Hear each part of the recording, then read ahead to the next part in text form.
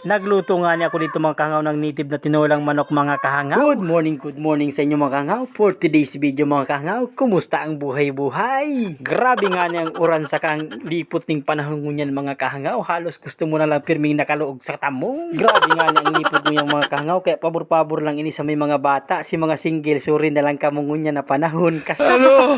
Naghagad nga niya ang kaibianan ng bunuo ng manok. Tama namit ini ngunyan na panahon. Tama lipot, matir tinula lamang ang inyong kahangaw. Gin pa nga ining sa kuyang ekspresyon ang manok ming nakuha, sabi ay masarong kilo daw mahigit. Ay sabi ko okay na okay yan para mas malasa. Pagkatapos ko nga ning makuha dyan si manok mga kahangaw ay nagkuha na din ako ning tanlad digdi sa likodan ning harong ni Bianan. At shout out na din po sa mga nagbabarangay at dyan. At napansin ko din nga digdi mga kahangaw ay malungkuton ang samuyang kambing. Sisay ang single dyan sa Indo. Pwede nindo yung kugos-kuguson at siya nabanggi. At kung nakaabot man na po kami sa part ng video kung ini mga kahangaw, paki-like and share man po kang sa kuyang vlog. At syempre napakalaking tulong din po yan sa kuya mga kahangaw, lalo ta nagsisimula pa lang akong vlogger. At big shout out nga ni po pala sa tuyang solidong followers kay John Harold Hoshan. Maraming salamat sa imo, mabuhay ka hanggat gusto mo mga kahangaw. At napansin ko nga ni dinig ni mga kahangaw si mga patulan ni Bianan ay nagraralapa na, sayang lang. Dali naman mga buto eh.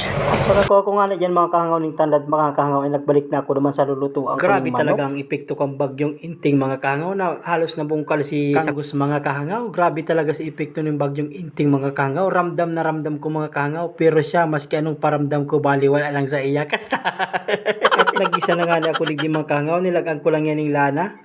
Pinainit-init ko lang sila na sa kanila ko na ini yung lay ang mga kahangaw. Halo ko lang ini ning smooth mga kahangaw para magbarabaliktad lamang ang lay ang ini mga kahangaw. Kang napansin ko na nga ini nagbabaraw niyan mga kahangaw ay nilagang ko na diretso ning bawang. Hinalo-halo ko lang yan mga kahangaw na magbrown na din ang bawang diyan mga kahangaw. Hinalo-halo ko lang siya mga kahangaw. Tas napansin ko na mga kahangaw na nagbabaraw na nilag ko na din ang sibuyas diyan mga kahangaw. Sana po mga kahangaw ay nasusundan nindo ang ginagawa ko mga kahangaw kasi di ka mo piling magkamali sa pagluluto kasi ang araw kong para luto mga kahangaw ay ako lang ang eksperto sa buong mundo.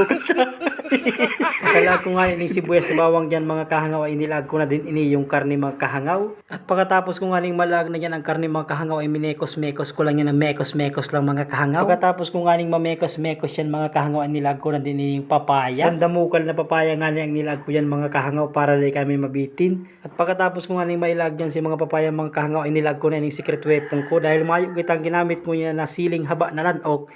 Igaw mang kita tanlad na malupitan mga kahangaw. Yan ang secret weapon ko ngunya na aldaw. Ay kasta, sup-sup pati ang sabaw ning tanglad na yan kay kahangaw. Ubus na yung tiyo yan. Naglag na din ako dyan ng kadikit na asin mga kahangaw para daywan nga mag tabang. Siyempre sinabay ko na din ini yung North chicken.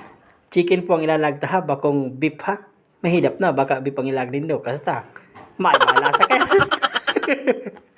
Imbis na manok kayo magiging baka. Pagkatapos ko nga nilagan niya ng normal kahangaw, nilag ko na ng dahon ng malunggay mga kahangaw, pangpahaba ng buhay. At kung habo mo man po ng pangpahaba ng buhay, piling alingatong ang ilagad mo yan, tagaling mabilis ang buhay. Bukas na. Pagkatapos nga ng malagyang gabos si dahon ng malunggay mga kahangaw ay tinakpang ko na yan. Tapos binuksan ko naman ulit yan mga kahangaw para laganan ng paminta mga kahangaw. Dahil pwedeng lingawan ang satuyang paminta para magpalasa din yan mga kahangaw. Pagkatapos ko nga ng malagan yan ng paminta mga kahangaw ay tinakpang ko na naman ulit ang kaldero na yan. Tapos nagbilang lang ako yan ng 5 seconds mga kahangaw. Pagkulo, binuksan ko na naman ulit yan mga kahangaw. At uwi na mga kahangaw ang finished product ang native na tinulang manok mga kahangaw. Maraming salamat po sa inyong panonood.